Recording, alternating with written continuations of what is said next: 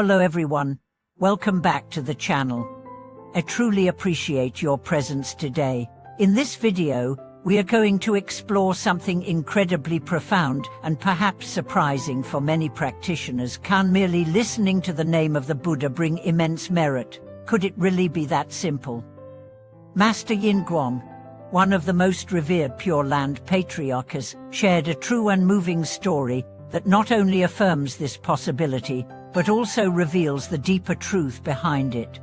This isn't just a tale of miraculous transformation, it's a reminder that the path of practice is not reserved only for the learned or the disciplined. Even the simplest act, done with sincerity and faith, can open the door to profound spiritual benefit.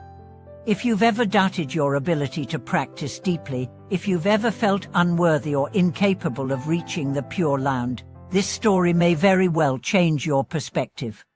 Let's begin by considering the essence of Pure Land practice. Unlike other paths that emphasize meditation, philosophical study, or asceticism, Pure Land Buddhism focuses on faith, vow, and recitation. The primary practice is the recitation of the name of Amitabha Buddha, Omo Omitifo. It's a practice that seems simple, even repetitive, but behind this simplicity lies immense depth. In the Pure Land teachings, it is said that calling upon the name of Amitabha with deep faith and sincerity plants the seed for rebirth in the Pure Land, a realm free from suffering and ideal for attaining enlightenment. While chanting is the active form of this practice, even hearing the name of Amitabha, even once, with a sincere heart, is said to plant the karmic cause for eventual liberation. This idea is beautifully illustrated in a story passed down by Master Yin Guang. There was once a man, known for his arrogance and skepticism, who had no interest in religion. He was a scholar, a thinker, and a man of the world. His life revolved around intellectual pursuits, worldly achievements, and social status. He saw Buddhism as superstition, as a distraction from real knowledge. But life, as it often does, threw him into despair. A series of tragedies, loss, illness, betrayal left him broken. He withdrew from society and began to question everything he once believed. One day, passing by a small temple, she heard a monk chanting Namo Omitifo. It was a soft, melodic chant, unpretentious and calm. He paused, standing outside the gate, listening. He did not enter. He did not chant. He simply listened. In that moment, though he did not know it, something shifted. A crack opened in the walls he had built around his heart. The sound of the Buddha's name, carried by the wind and into his ears, planted a seed. Weeks passed. He could not forget the chant. It echoed in his mind at night. Eventually, he returned to the temple and spoke with the monk. Something stirred in him, and for the first time, he recited the name aloud. From that day forward, he began practicing in earnest. His heart softened. He found peace he had never known.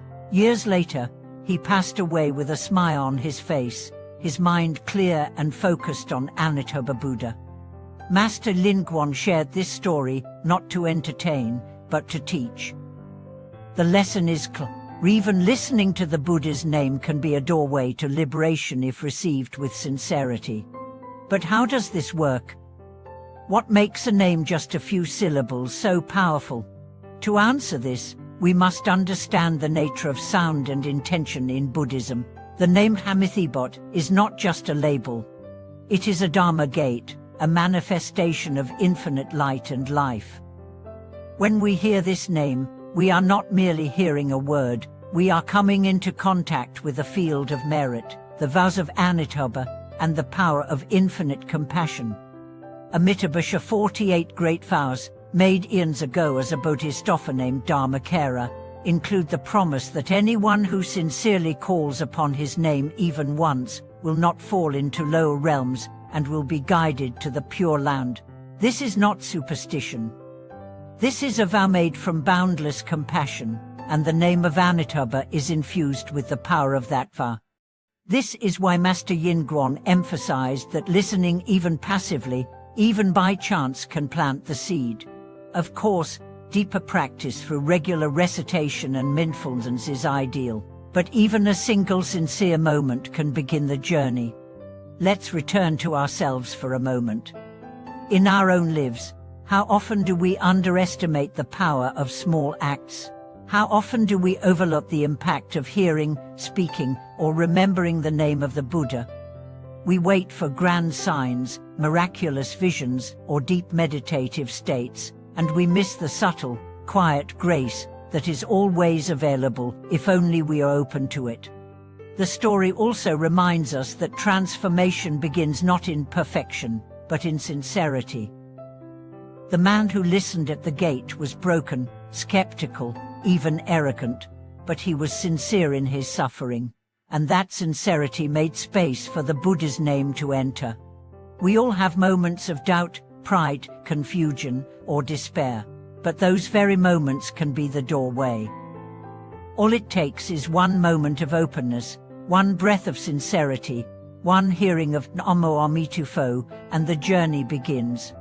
This is the profound accessibility of Pure Land Buddhism. It embraces the lay person, the scholar, the sinner, the saint, the old, the young. It requires no great talent, only faith and willingness. It also reminds us that we have the power to help others simply by letting them hear the name of Amitabha. Every time you play a chant in your home, share a video, recite aloud, or whisper the name while caring for a loved one, you are planting seeds, not just in yourself, but in others. This is why many practitioners chant near the dying, recite during difficult times, or keep a soft chant playing in the background. The sound of the Buddha's name is a lamp in the dark. Let's go even further. Imagine a world where children hear the Buddha's name growing up, where families include the recitation in daily life, where friends share the name with compassion instead of judgment. Over time, those seeds would blossom. They might not bear fruit immediately, but one day, in a moment of need, the sound of Namo Amitufo would rise in the mind like a protective light. Some may say, "But I don't feel anything when I chant," or "I don't see results." Master Yingguan addressed this too. He said, "Do not be concerned with results. Just continue with faith, the results will come." In Pure Land practice, faith comes first, results follow. The mind may resist, but the heart knows. When you chant, you are not just making sounds. You are harmonizing with the vow of Amitabha Buddha. You are calling out across the ages, and Amitabha is responding not as a distant deity, but as your own awakened nature. The Buddha is not far away. The Buddha is within, resonating through the name. So, can listening to the Buddha's name accumulate great merit? Absolutely. But more importantly, it opens the path to liberation. It bridges the gap between suffering and awakening. It reminds us that no matter how lost we feel, we are never alone. Thank you so much for watching this video. I hope this story and reflection have brought you inspiration and clarity. If it moved you, or if you've experienced something similar, please share your thoughts in the comments. And as always, please subscribe, like, and share this video so that more people can hear the name of the Buddha and begin their own journey toward peace. Until next time, may your heart remain open, your practice sincere, and may the name of Amitabha bring light to every corner of your life.